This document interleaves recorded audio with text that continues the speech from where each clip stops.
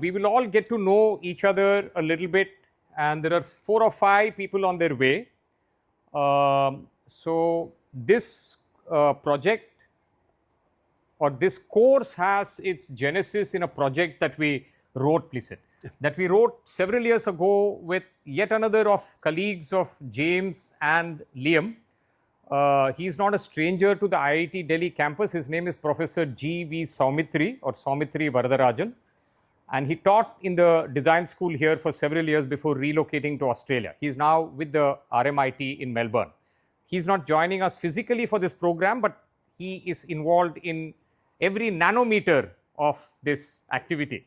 Every day in the morning, and he gets up several hours before us because Australia is to the east. And he wants to know, what exactly are you guys doing? Are you guys working on this project or not? And please tell me what is happening. Yeah.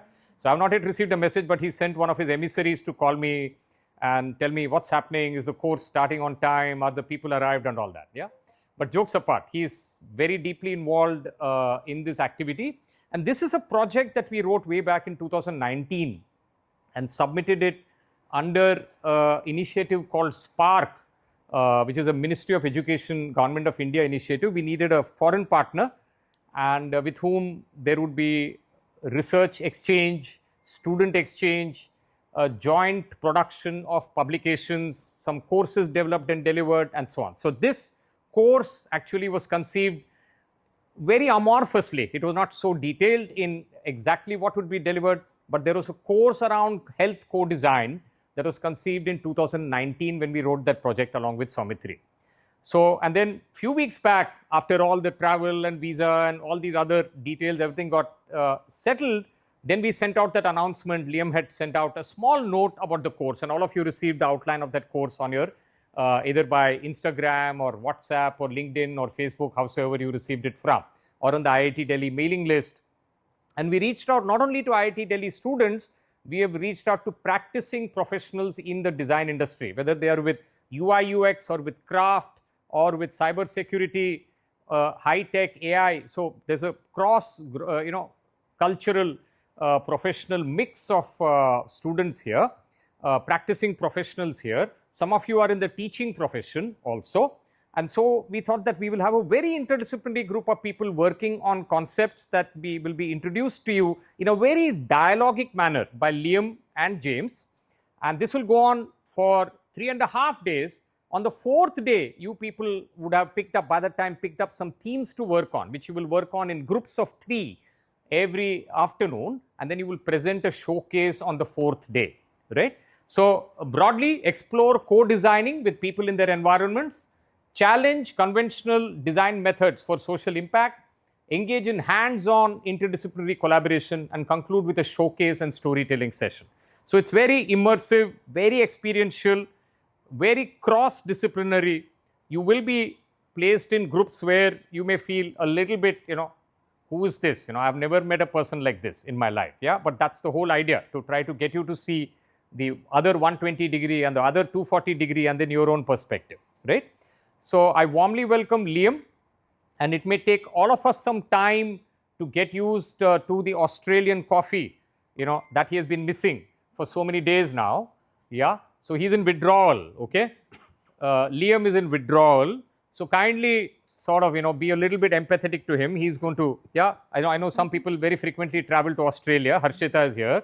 So he speaks a little differently because he's missing his Australian coffee. And James is missing his Scottish.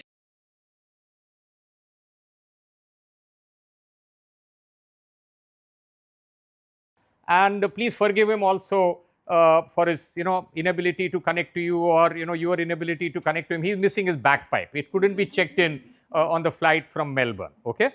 So Liam belongs to Australia, and James originally to Scotland. He comes from a tiny, tiny village, and he tells me that when he went to school in that island village in Scotland, the entire school, there were only 14 or 16, how many? 14 children.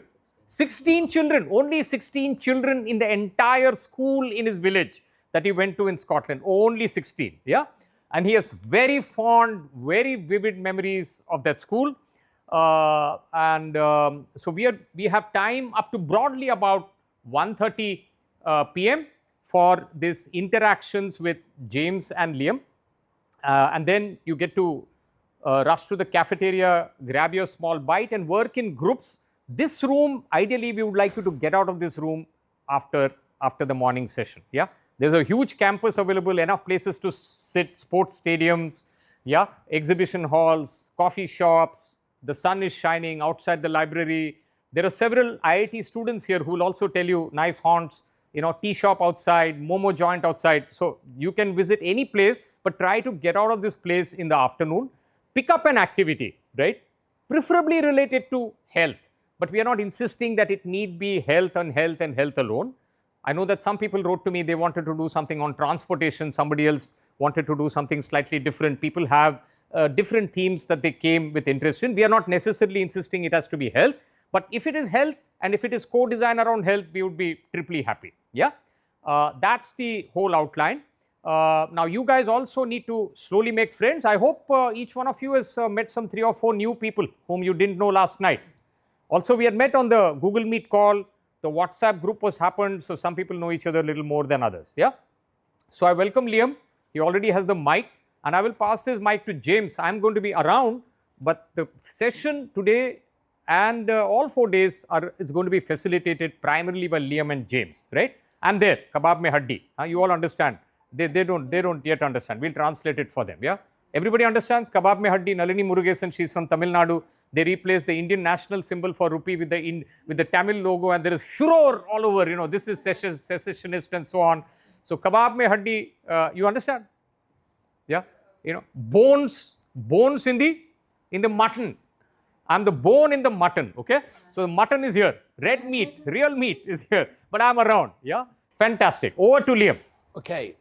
Hi, everyone. My name's Liam Fennessy. So I'm a professor or associate professor at RMIT University. I have various roles, but I'm substantively an industrial designer, so product design, and mainly in the health and sustainability space in terms of my research and my PhD candidates and all of that sort of stuff. But I currently also have a role as a Associate Dean of Learning and Teaching across the entire School of Design at RMIT. To put it into some context, RMIT is a very, very big university. It has multiple campuses in Melbourne. It has a very big campus in Vietnam, and it has sort of offices in Barcelona and interactions with lots of universities all around the world. So I think it's about 110,000 students in Melbourne, maybe about 30,000 in Vietnam, across all different disciplines. But in the design school, there's about 3,500 students in the design school, and ranging from undergraduate, bachelor's through to PhD, doctoral students and so on. So anyway, my involvement in this project is firstly to help facilitate this workshop and to provide an experience that hopefully helps you find different ways of positioning yourself in relationship to this thing called co-design, which I'm sure many of you will be familiar with, and the logics that sort of sit behind that. But really to start thinking about how designers might function in relationship to cultural practices, technological practices that are actually kind of inherent in the systems that we all function in, but we often don't see, or we often don't know how to work with. We often override through design decisions. So I'm hoping that this workshop will be able to sort of tease out some of the nuance in that through different perspectives and different ways of working. Not necessarily to solve any problems, but to find a way of working towards maybe preferred futures of situations. So that's me. James. Yeah, okay. We're just in. Where's Chari gone? Oh, there he is. So I'm just introducing myself, I suppose. My name's James. I'm similar to Liam, employed at RMIT. I've been there 6 years, associate professor there also. My role is more in the postgraduate realm of research training. So I run the PhD program for the school. Also, I'm the chair of this thing we call Practice Research Symposium, which is a sort of conference, if you like, that we hold twice a year for our different PhD cohorts. So we have one in Melbourne, which is the main one. We have one in Vietnam that Liam already mentioned. for Asia. They're sort of regional. We have one in Europe, in Barcelona, and we now have one in North America in partnership with Parsons School of Design, which you may have heard of. So I'm the chair of that one, so I've been sort of launching that. Can you hear me okay, by the way? I'm very conscious that I speak quite flatly, softly. My background is not in design. I'm here as the non-expert. But part of my saying that is, I think, also challenging where I teach and the way I operate is also about validating maybe what we might understand to be non-expertise, because everyone has their own life and their own experience, and safer ways to work with each other are to not going around thinking we are experts of other people's lives, or maybe experts of something that other people are not so expert in. So I say that in a gentle, playful manner also. So so for me, as we go through the next few days, I noticed this sign here, which is quite interesting, Chariar, the rainbow one. One color never made a rainbow. I guess that kind of relates to my point about expertise as well. Like, you know, there is not just one way to do anything in the world. There's no one singular expert human. We're all experts at being human. So having a safe space to work together, safe way to be together, to evolve our understanding of what it means to be human in particular, you know, situations and relationships is really at the heart of what anything around co-design should be, whether you call it co-design, whether you call it participatory this or workshop that. So yeah, I would want to emphasize that right now, that, you know, our priority is your personal kind of safety, if you like to use that word, but to get to know each other, to get to know us, and thinking about themes, whatever health means. I mean, health is just life. It's culture, it's learning, as much as it is anything much more requiring of, you know, help from outside. So yeah, just emphasizing that. Enough. Thanks. So I think we're going to do a bit of a getting to know you exercise. Where are the props, Chariar? Oh, they're over there. Yeah, those things. So what we'd like you to do is we'd like you to come and get a piece of coloured paper. What's a good colour for getting to know? Yellow or orange? Yellow? Yellow. What I'd like you to do is maybe we tear some of these up, or chop some of these up into something that you can put in a pocket or fold into your top, some sort of sign. And I want you to meet someone that you haven't already met. And I want you to talk to each other and find out who they are. And I want you to draw a little picture of something that comes to your mind in understanding who they are. And I want you to write their name. And then you give that to them. And that's your name tag. Okay? So you need to move around, grab some paper, grab a pen.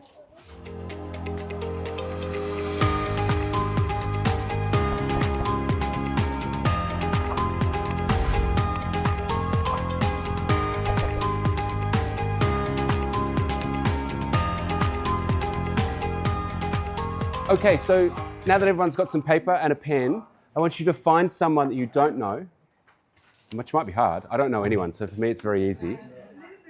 But find someone that you don't know and have a conversation with them about who they are, where they're from, what they do, what they care about. Draw a little picture and write their name and make this into something that is wearable. So you might need to alter the shape.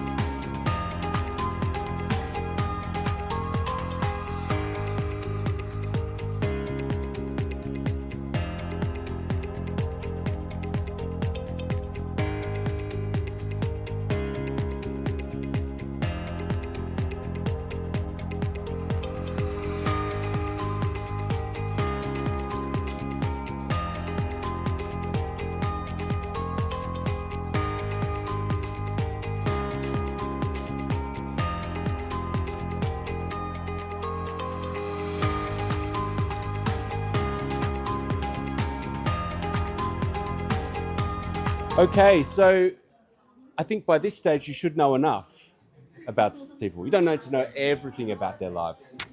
So maybe start making the name tag for them. So a picture, some sort of visual, graphical representation of something that struck you about them and their experience in their life, and their name, and make it into a format that can be worn somehow. What do you have to do? You've got to make a badge for yourself. Make a badge. Meaning, Lavanya made a badge for me.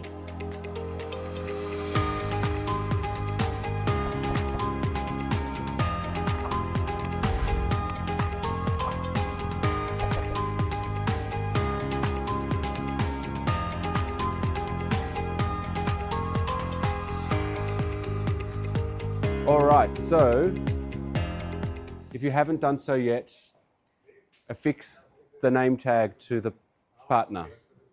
All right, well, the last people finish. So the next phase is to assemble some working groups, which will be the groups that you're going to work with for the next few days. And there's a bit of an art. Is it art or science, Chari, to the group formation? The group formation? Yeah, it's art. It's magic. There's some magic that's going on with the group formation, which is happening right now. A bit of juggling. But the idea is that the groups are, hopefully, if the magic can happen, is that the groups are made up of people who've got a range of different levels of experience and types of experience. So it's quite a, it's a curated exercise in groups, which will be very interesting. So it'll be a way of, broadening the kind of pictures, or as Professor Chari says, bringing together the full 360 degrees. So we'll read out the groups in a minute, but when you get to your groups, there's a bit of a task, the first task, which is firstly to have a look at each other's name tags and try and, without necessarily going through the whole story again, try and get a picture of how someone else has imagined that short interaction to get to know someone. You're going to get to know each other better over the next few days anyway, because you'll be working together. But what I would like you to do is to do two tasks. So I'm going to introduce the first one now, and we'll do that as obviously it'll take a little while to work out where you're going to sit and stuff, and we'll get some resources. But I'd like as a group for you to do a bit of an exercise in storytelling and visualization. So not writing down words on bits of paper, but drawing a picture of a situation. And maybe everyone in the group tells a small story of a situation, and you make 3 visualizations of that situation. Or maybe it's just one. We'll see how we go. Maybe you decide which story you'd like to tell.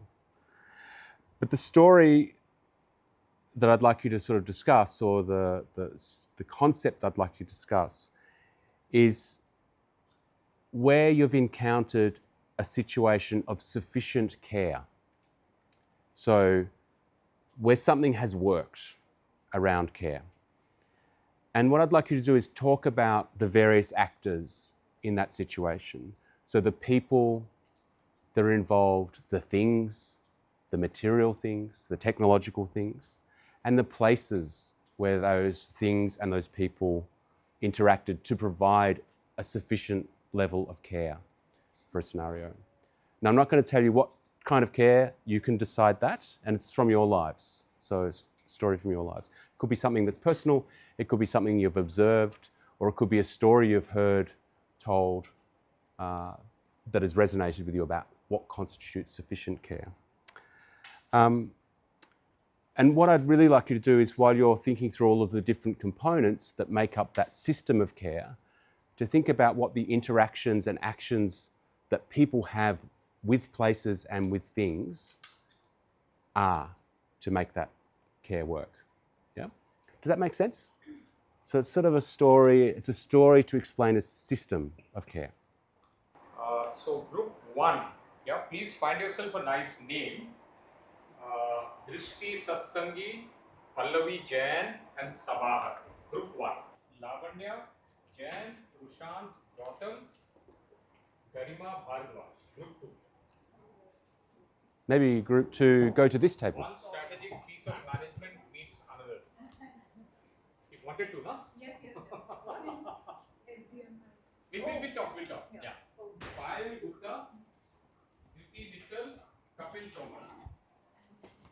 Group 3, that's group 3. Who's in group 3? Maybe you come to this table.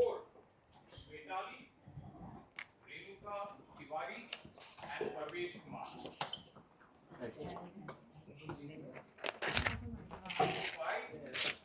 5, Michael Rivero, Six Patel, and Ronald Levy. Nandita, Nalini, and Shaw. Okay? How many See some one more entry. Who's that? how many groups altogether? Yes, groups are done. So the idea is that you now meet with each other and start to think through this story of sufficient care, like where the system has worked. And start to think about the moments or the things, how the people relate to each other, what they use to relate or to mediate a situation of care. And I want you to visualize that somehow. But for the moment, it's just a conversation and you're going to have to get to know each other a little bit. Yeah? So we'll maybe do this for, how long do you think, James? 25 minutes. For about 25 minutes.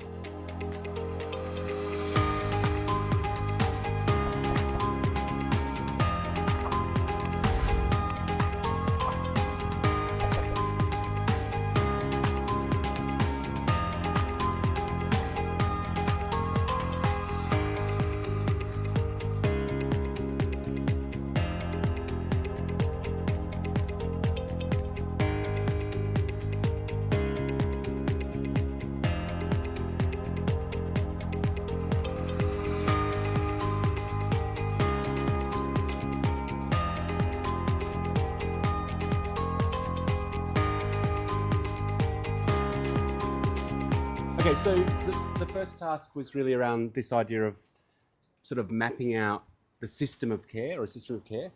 What I'd like you to do in your, hopefully you've had really good conversations and you've got some idea. What would be really nice if you could now sort of visualize that somehow as some sort of diagram. You know, what is it? What are the actors? What are the components? Who are the people? What's the situation? You can choose maybe one of the stories that your group told. So maybe we'll do that quite quickly. So maybe one person decide to be the scribe or the drawer of this thing. We're going to do this on yellow.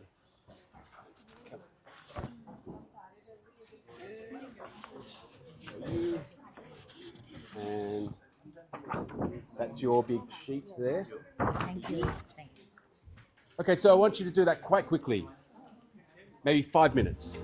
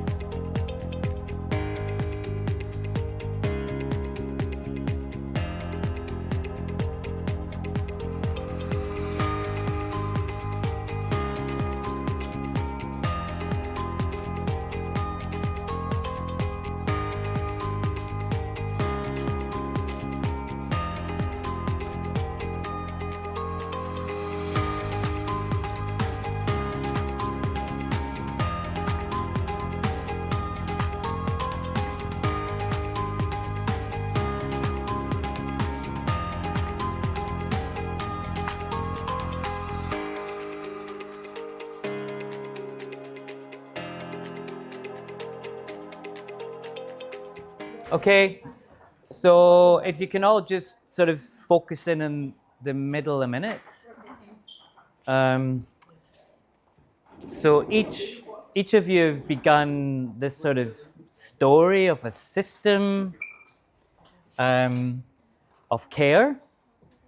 So what we'll do first is we'll just describe the system, so to speak. Okay. You don't need to think beyond explaining successes or anything else at the minute. Just take it as. Yeah, we'll just get some examples, and then we can, from 2 or 3 groups, we'll get some examples that'll spark everyone's thoughts, and then as a bigger group, we can think about what has been like dimensions of those systems that have worked.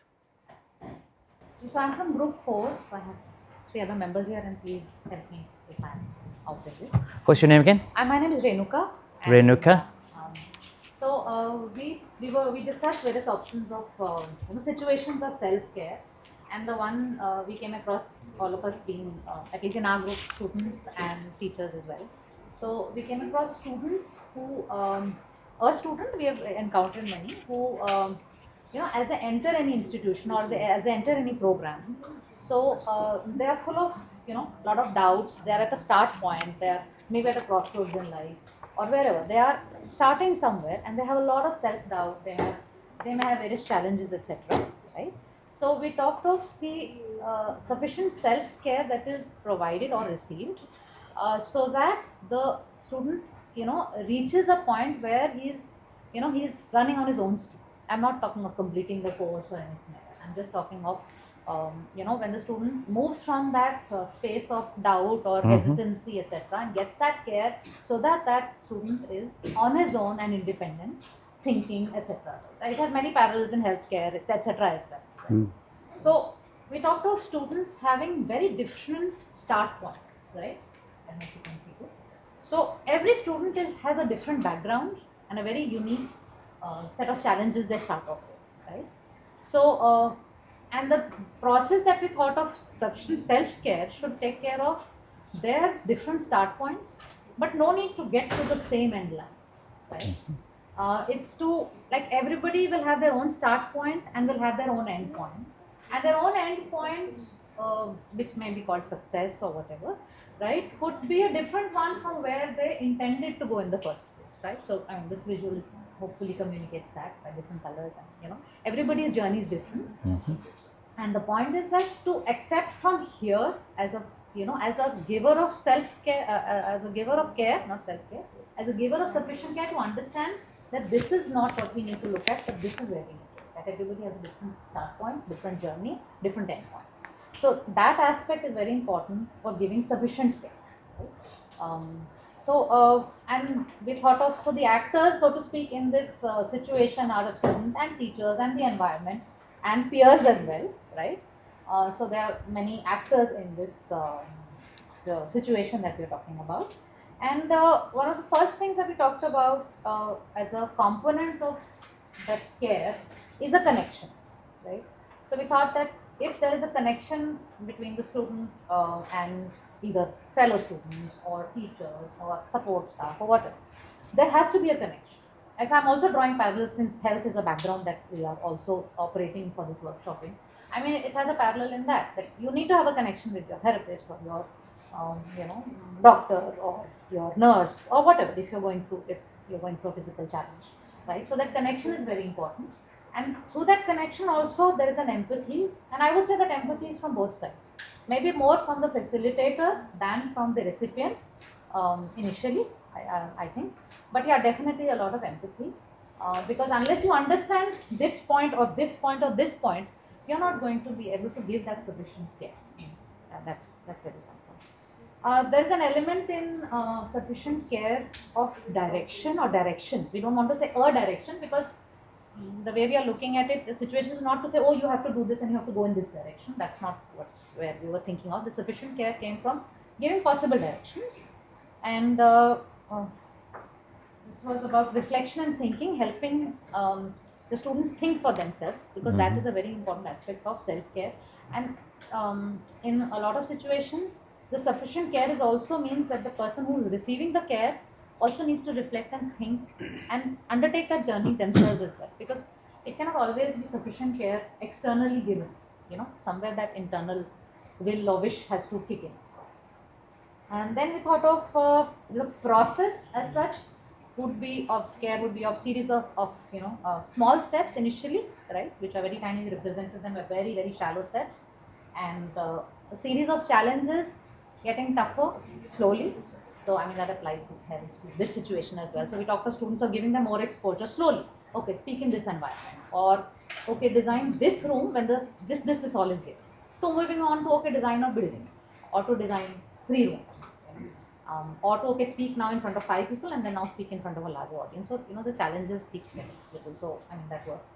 And on the giver side or the giving side, and this could be peer, it could be teacher in the situation that we are talking about. I mean, there could be a plan, like the facilitator knows this is the plan for the sufficient care, or sometimes there is no plan because you react or respond to what is the situation or what is the level at which that person has reached from the previous. And the process being very important of sufficient care.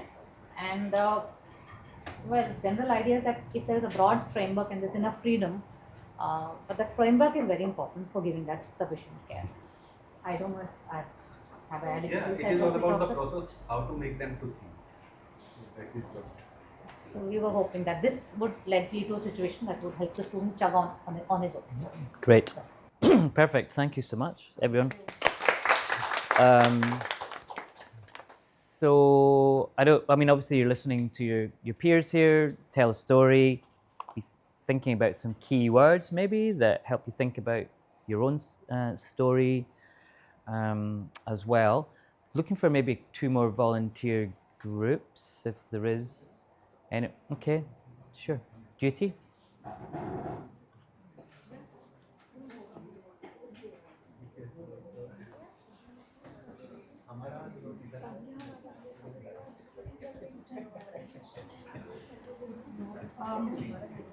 Hi. So we started with understanding what are the different kinds of cares and what care really means. So care really means just providing nurturing. So the different kinds of cares that we thought of was physical, mental, emotional, economic, familial, romantic, platonic, friendly, and self-care. We are looking at the notion of self-care in this story. It is very simple, less technical than theirs, has less players than theirs. It is basically about one of us has been through experiences of abuse. So how we come out of that experience. This could be harassment, this could be physical abuse, sexual abuse, any kind of abuse. So the story starts with detailing out the main character is a girl, and the story starts with detailing out the notions of love that she has, that she nurtures. So this involves just meeting someone, staring, talking, figuring somebody out, providing a flower to somebody, and small gestures like holding hands or walking down, in companionship forever after. So these are the notions of love that the character has. Then she meets somebody who she's holding on to, who dumps all these notions of love into a dustbin. So you can see a dustbin here, and he pukes all these notions of love into a dustbin, like the flower, like the ring, and everything else, and punches her in the eye, which is a metaphor for abuse. It isn't something we have been through. Then she evokes the notion of hope from within. So you can see here that the character has a flower in her heart and a mirror in front of her. So just the notion of hope makes her come back alive. And again, hope for her notion of love, the way she saw it. And the last is she walking down happily ever after with the notion of hope. That's it. Excellent. Yep, great. Sorry, what was your name? Saban. Saban?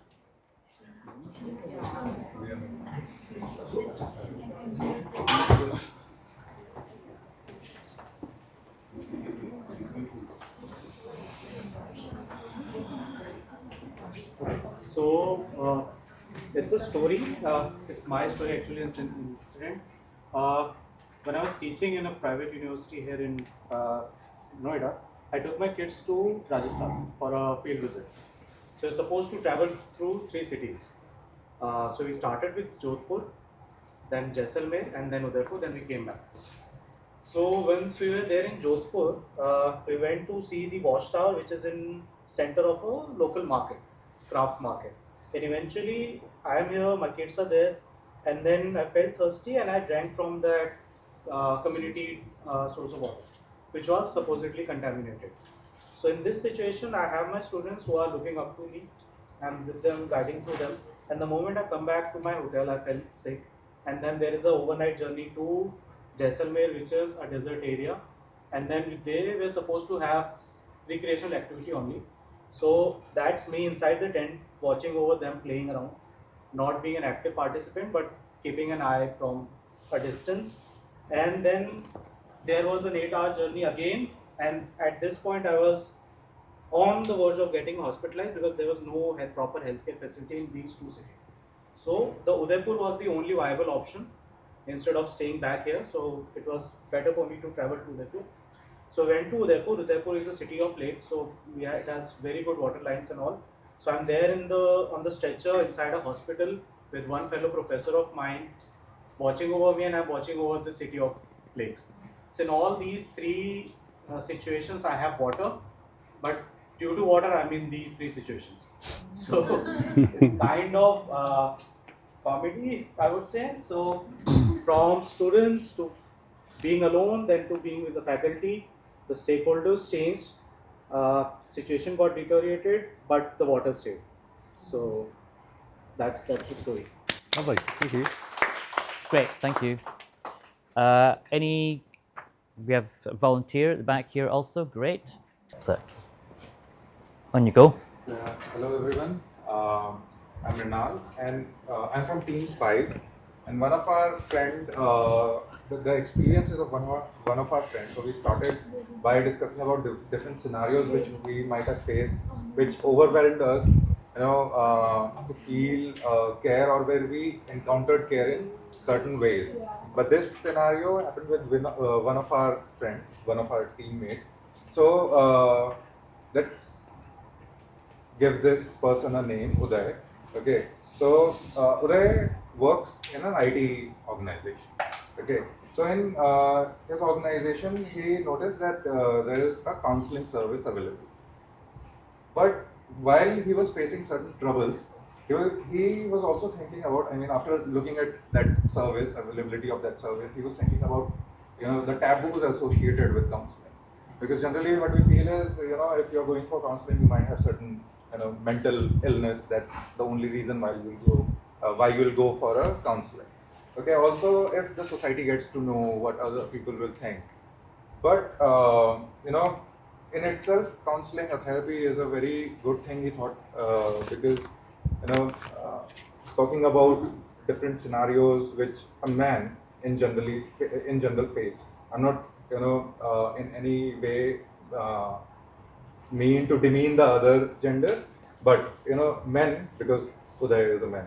So what Uday was going through is a very typical scenario which most of the men go through, and they are not able to express their self, because it is considered that we have to shut our feelings and maybe go through a heart attack, or a lot of people commit suicide and stuff. So finally, he decided to go to the therapist. Also, he didn't want to have a dependency on therapy, because say if he leaves this company tomorrow and he'll have a dependency on therapy, probably he'll be depending on a third party for a constant, reassurance of the thoughts or the positive thinking he is getting from this facility, this service. But once he started with a very heavy mind, with a very heavy heart. And then eventually, when he started getting the therapy, the thoughts started untangling. And finally, he started feeling the value of this thing. And I really, as a friend, as a person who was interacting with him, I would also like to, applaud for him to actually take this step and, do something which he initially thought was a test. Don't we do any more? No, we'll pull the next one. So, great. Thanks for sharing, everybody. Sorry. The alternative or keywords? Maybe we'll move to the alternative, but have a think about the things you've done. You can come back and flesh this out later today, and start filling out the diagram. We need you to keep those because there'll be evidence of something later on. So I would spend a couple of minutes maybe now, just as a group or as individuals, just thinking about some key words that you've got from your own situation or from others, and then we'll get you to do the same exercise. but where the system of care has, as Liam said earlier, has not been sufficient. So there's a breakdown in the safety, the care, etc., the health, like Liam said earlier, it doesn't have to, and you've all showed us that you've thought broadly about what health can mean anyway. So just spend a couple of minutes thinking through some keywords, take notes, and then start gathering together as a group again to do the exact same task, storifying a situation, diagramming, sharing, maybe aligning different stories to a common theme of insufficiency, if that's a helpful word. So when it doesn't quite work, or it's catastrophically okay? wrong, you can choose. Catastrophically wrong. And we're going to do this on orange paper.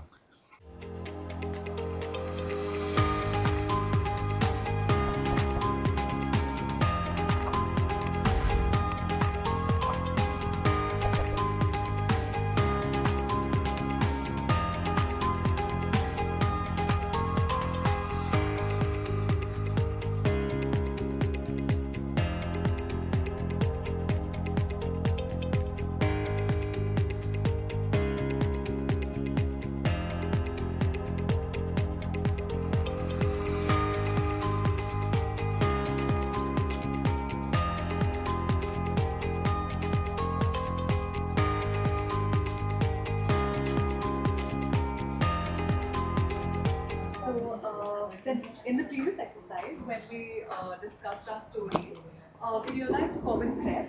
So Garma spoke about, pause. Present pause, which is related to the pause that you experience after accolades or many successes, because you are in this moment of what next, and there's this transient experience where you are going back in past and discussing, okay, what really worked for you, which care system worked for you, the situational aspect and the relatability aspect in present context. And then we also thought of to break out tools that it will be for him in his college. So we thought, okay, maybe college is one area or one domain where we do not experience sufficient care.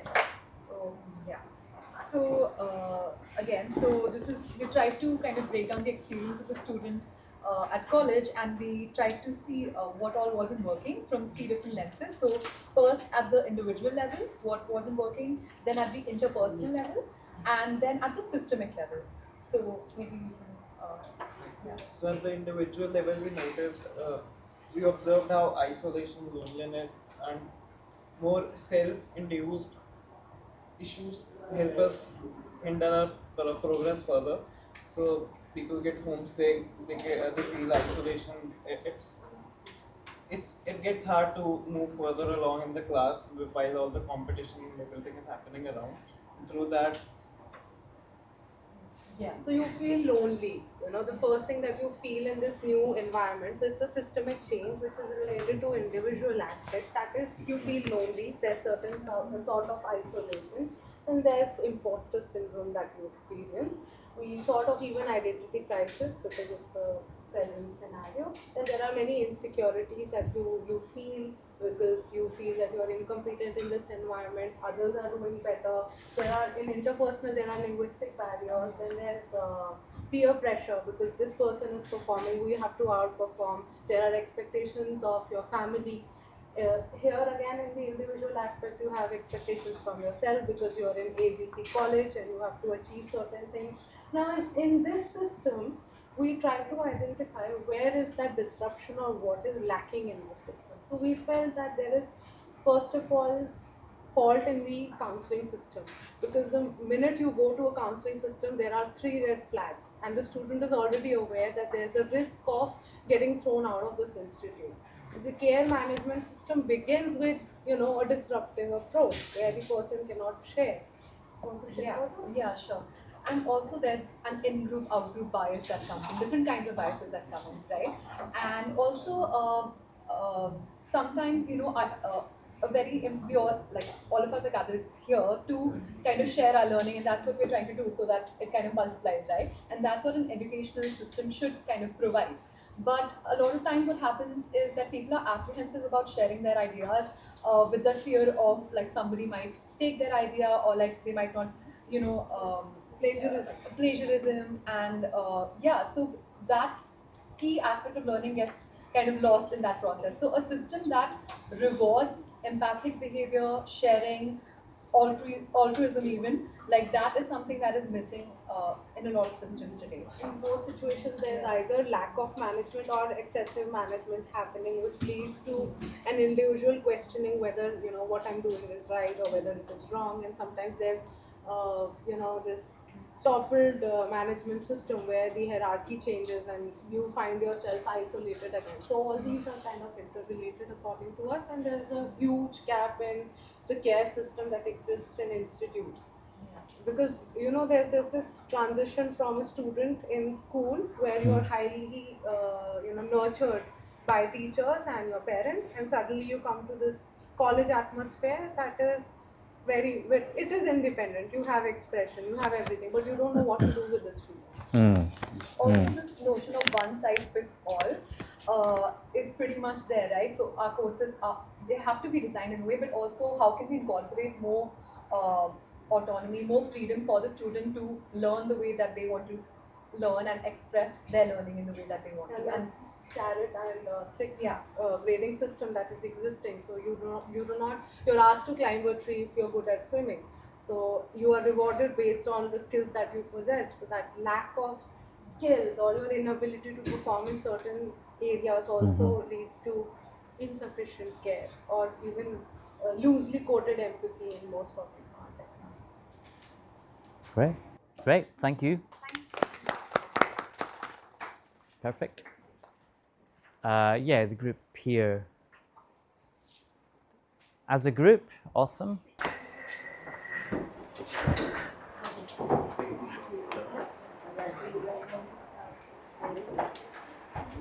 Yes, we are lucid, and firstly, we discuss for the anxiety, because of the student life. Anxiety is a very important. Anxiety is a very high. Is that the following thing is that we face the sleepless night, and the sleepless night is leading to our blood pressure, and we cannot control for our blood pressure, and then also it's like at the moment is that we don't want to eat like a fast food. We don't want to cook. So that is why we used to eat the junk food. That junk food also made us the high cholesterol. So how do we control for that one? It's we need self care. Self care is important. It's we need to do it is we need to do for the control for the food, and yes. What we discussed here was three different situations where self-care was something which was identified, listening and empathy which was identified, and crisis situation in life and the support you receive, that was identified. What we tried to look at as the second part of exercise was what would happen if things didn't work the way they were in this situation. What were those key things? So for self-care, we identified that absence of knowledge on the person's part would be something which would be detriment to this kind of solution. Absence of external support, and that could be counseling service or empathy of seniors and professors in this particular case. And if you look at organization perspective, it could apply to organizational perspective also. Then absence of some instrument to validate the complaint or track the progress on a daily or a regular basis. This would hamper what would make this particular solution fail. Coming to the listening part, do you want to talk about the listening? Yeah, the listening part was I had a client who didn't make a payment for a very long time. He was a very old man who offered to offered to help for a organization by selling selling a particular product which was quoted by us. But the payment was long pending, and he promised to give, and his intention was to help actually. But something happened we didn't know, and our team was calling up for the payment, but it didn't turn out to be productive. Then I asked him what was really happening, and he said he was answering in few words. So then I asked for his number, spoke with him, and started listening to him. Sir, so and so is my name, and can I help you with to solve the problem? Or can you tell me what really is the problem? Is it on my side? How can I make it better?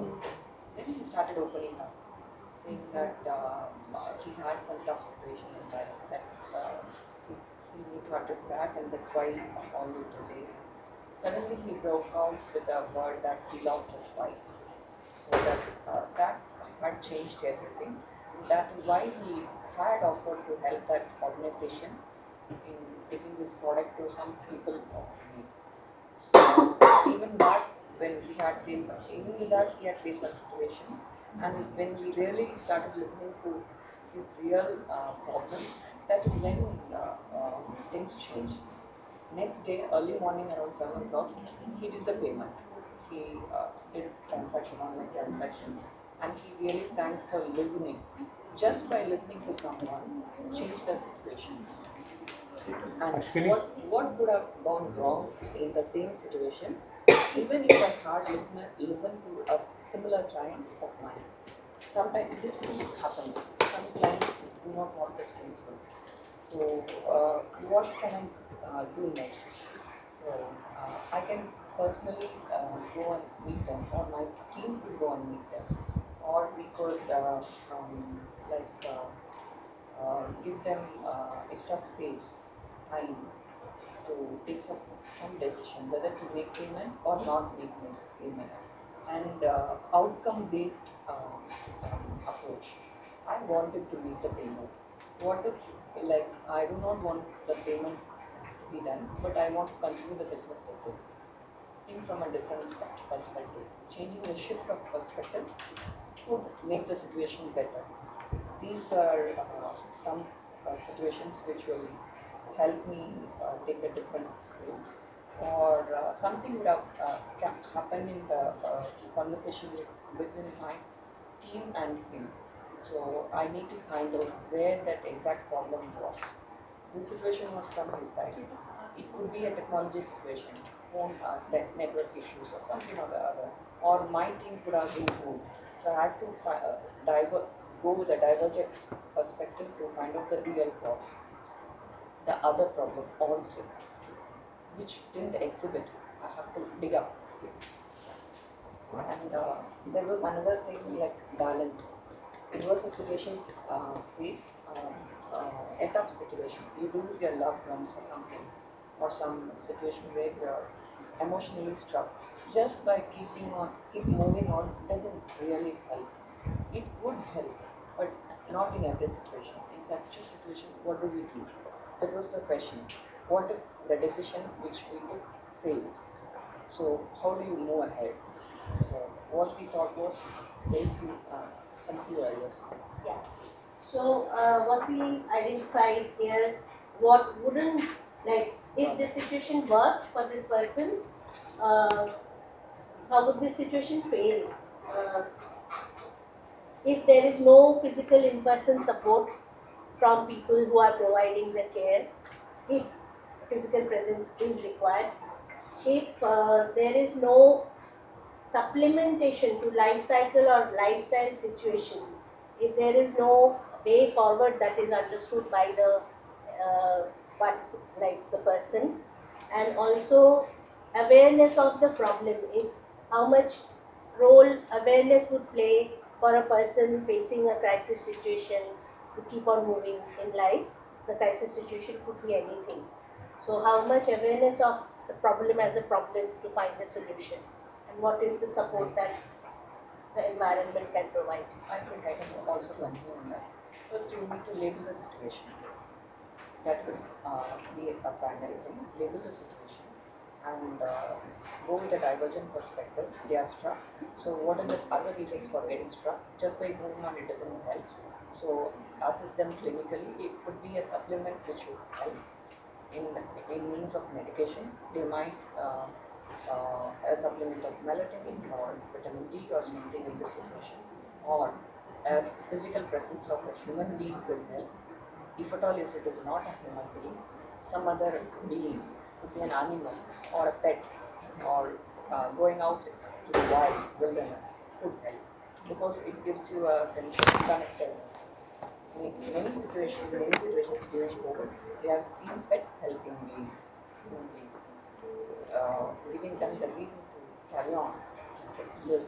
So medications, living, and clinical diagnosis or something, offering help from support groups, or just labeling and finding the apt things so that some other people could take the label and address it. So this is how we could go ahead with problem solving for healthcare or caring. Yep. Great. Very well thought through. Thank you.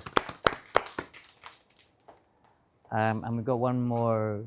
Yeah, you guys over here.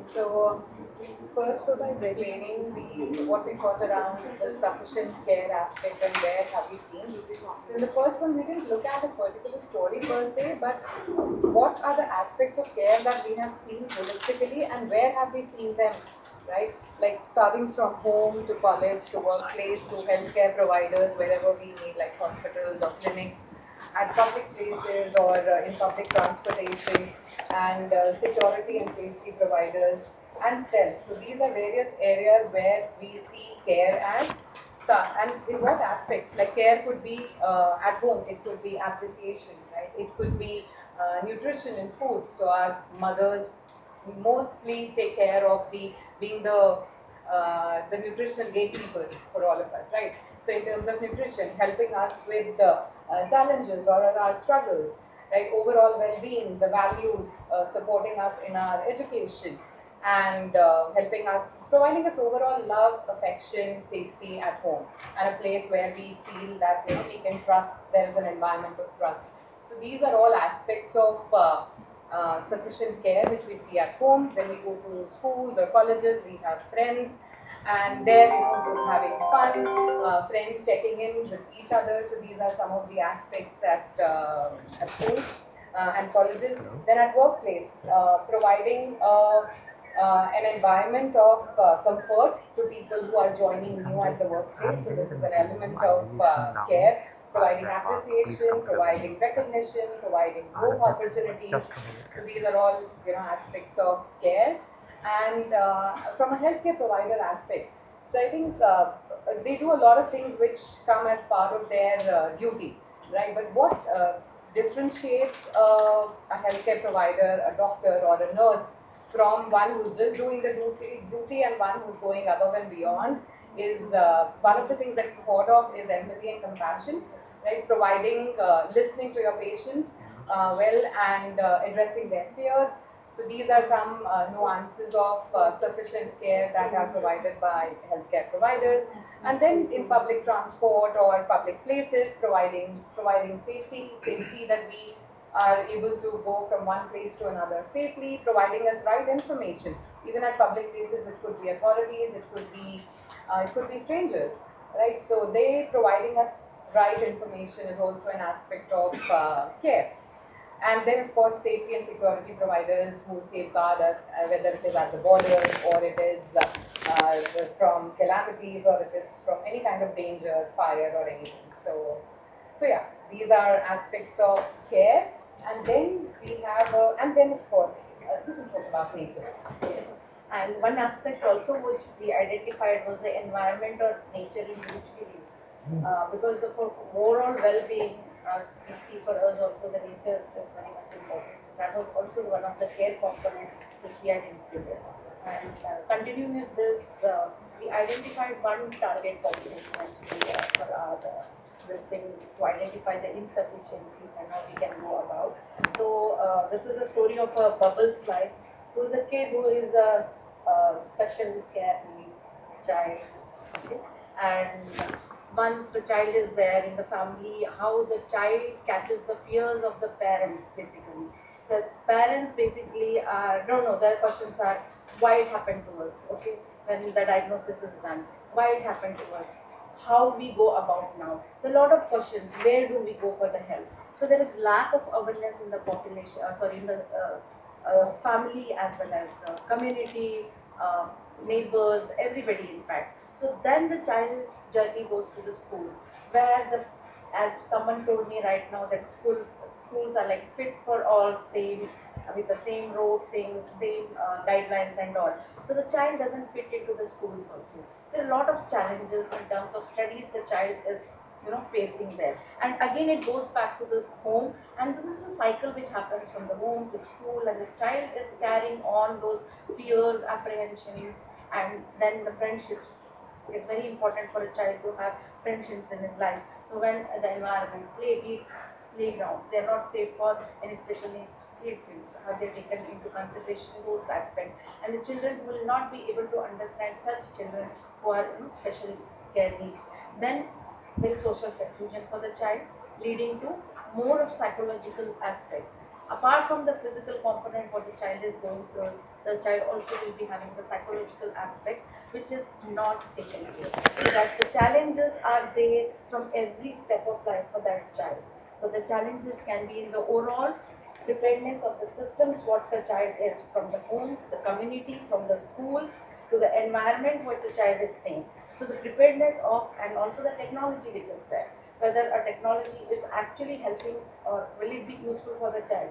So this area or this population of the group we usually tend to not see. They are the extreme users basically. So then if you see all this at macro, meso, micro, all the levels of our systems, we are not taking into consideration this population. There is no inclusivity, and hence we need to have all the factors which in all these areas what we are looking, that we are making our infrastructure and people preparedness in terms of adapting the population which we are talking about.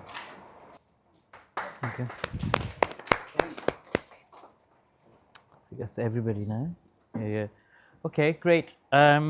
So if you spend the next just few minutes before we gather as a group again to think about keywords in relation to your insufficient care project, to write lists, confer with the group, write them on the back of your poster, etc., for your own record, because this is just a reference point for yourself in relation to how we might develop a project you want to focus on in the next coming days, which doesn't need to be directly informed by the situations here, but more the conceptual value of what these keywords, these reflections on sufficient and insufficient may mean for an agreed collaboration with your group on a particular,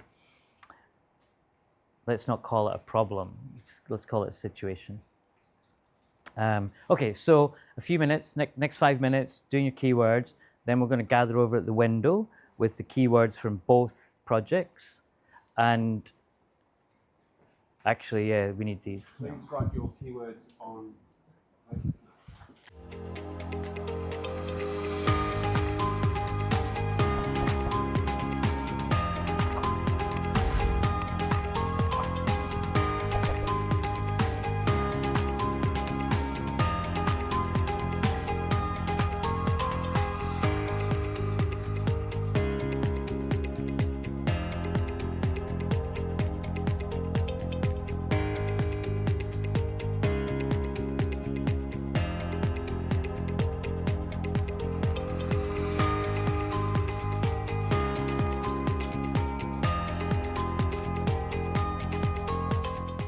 Okay, so once they're all up, go up and take a photograph. So you've all got a photograph of it each. Think about, try and identify words in there as well as a separate cluster from the words that you had been propositioning already. So that separate cluster will focus on assumptions words that challenge the assumptions that you had been making with your keywords, for example, okay? So think about something that might be a contradiction or a paradox. It's challenging an assumption that you had that you were focusing on with your keywords.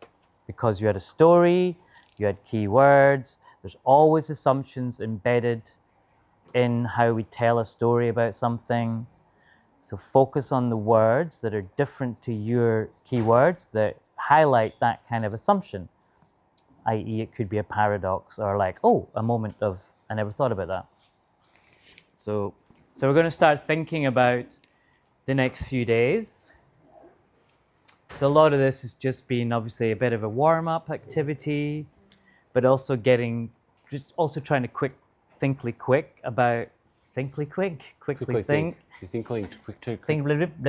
about, I guess a project orientedness to how you're going to work together. So I'm also thinking about, the title of the gathering, and even, built into this as well is also just trying to think differently about what design does or is or isn't. You'll all have your own perceptions of what that is based on your own training or background, or another word we might use, bias, because of course we all have bias. And there's these ongoing sort of tensions in design about utility, use value and utilitarianism, this sort of deterministic approach to what is of use. So that's obviously very relevant to us all. And I guess our approach to that is, breaking down utilitarian into something that is a bit more situational in relationships. There's a complexity and uniqueness to every situation, not because it's singular and simple, but because it's complex and multiple. So, and even in small scales, that's exactly what you are as a group.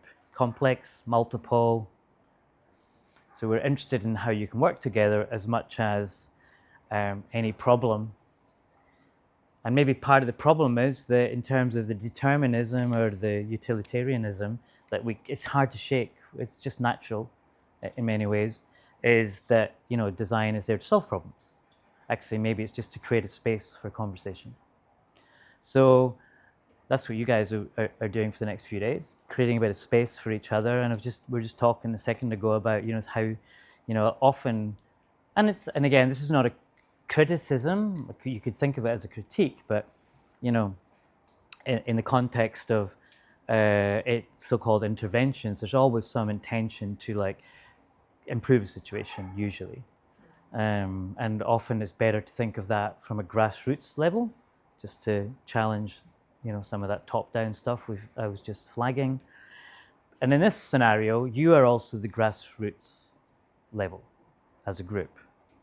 So when we're thinking about the key words from an abstract problem, and then thinking about the other keywords that you might identify, reverse engineer, as you were saying a second ago, to identify our own assumptions, part of the purpose of that is to, now as you are going to work together, be conscious of what the assumptions might be within your own group and the biases within your own group. So there was the forced sort of ness of a story to have particular keywords, and then, okay, well, how do you invert that a little bit to be more aware for the things that you're actually interested in, whether that's equity or justice or in more general terms.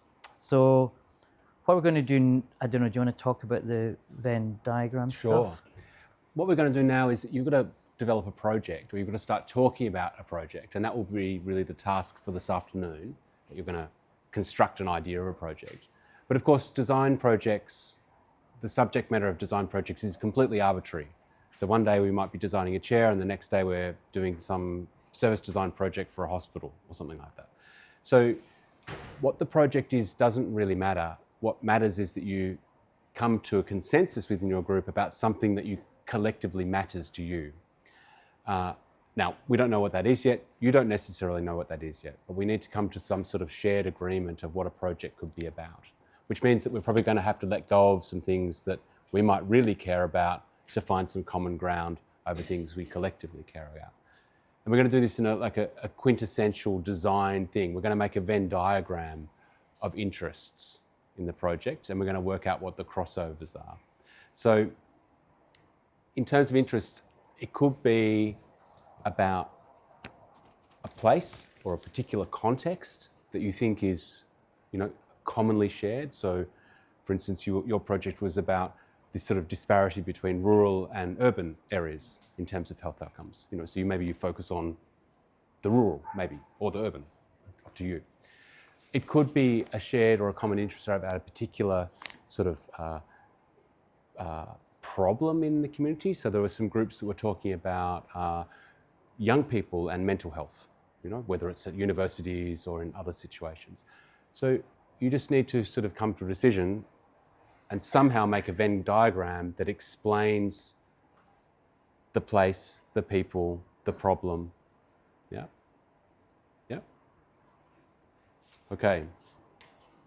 How many circles does a Venn diagram have? 3. All right, and the project's in the middle. There's your 3. Hang on, I'm giving you extras. Making your project bigger than it needs to be. Okay. Oh, that's 1, 2, 3, I think. For you, I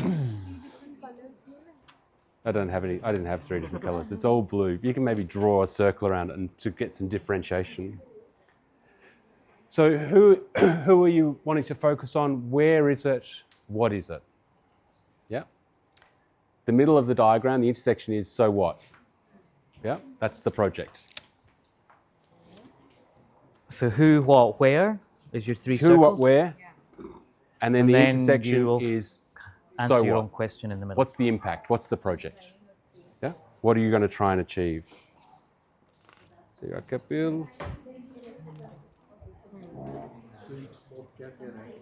I'll give you 1 yellow one and two blue ones.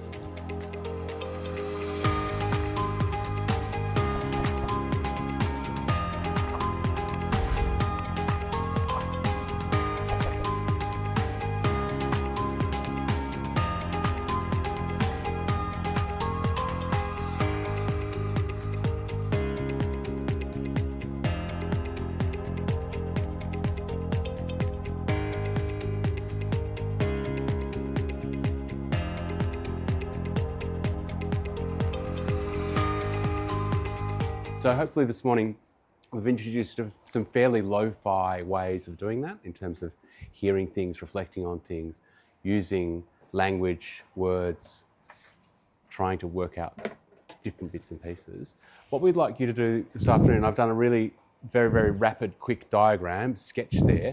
What we'd like you to do this afternoon is really refine this Venn diagram that will constitute your project. And it will require sort of ongoing conversations and so on.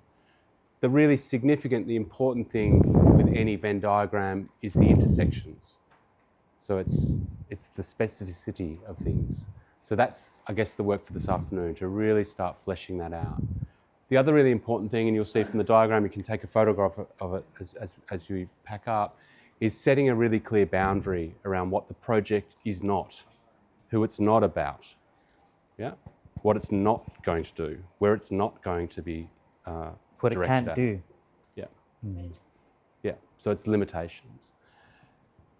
And what we'd like to get you to in nutting all of this out and thinking through your different capacities, skill sets, interests, abilities to do a project, is to arrive at a very clear kind of project statement, which is what you're going to do over the next few days.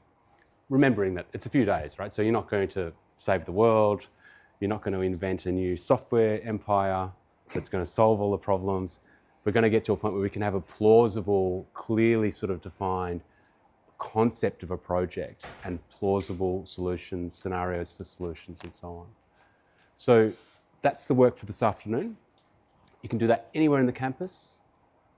I'm unreliably informed from Kapil that we can leave all of this room a mess, so you can come back here and leave things here and so on. Please, you're very welcome to explore the campus, do your exploration there. There are many places to sit, chat, yeah, and then many places. So enjoy, because some of you have come from out of station. Yeah, there is Shivakasi here, there is Bangalore here. Who else is here? There's Hyderabad/Bangalore/Delhi here. So please enjoy the whole campus. It's very wide. Sit in the sports ground, on the hockey ground. Do go wherever. Come back here at 9:15 a.m. tomorrow morning. It's Great. 1:23. Liam and James have a few more words of. Not really. I think you know what you need to do. It's really about defining this project and coming to an agreement as a group. So you're co-designing a project with each other. And then this afternoon we can have questions and so on. But tomorrow morning the idea is that the project is formed and we can start working on it. Yeah. So you're in your own little community now, yeah? Okay. As in each group. Yeah. Perfect. Thank you. Thank you, everyone. Have a great day and good luck.